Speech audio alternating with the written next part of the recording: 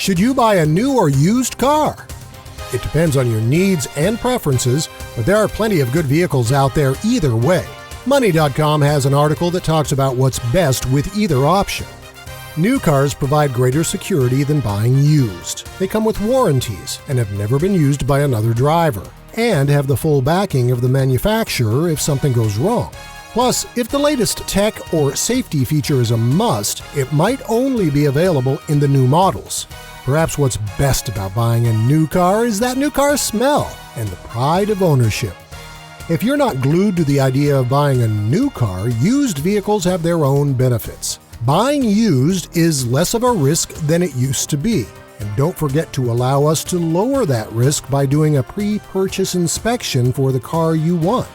And the original factory warranty on a new auto is often transferable to a second owner if purchased from a used car dealer.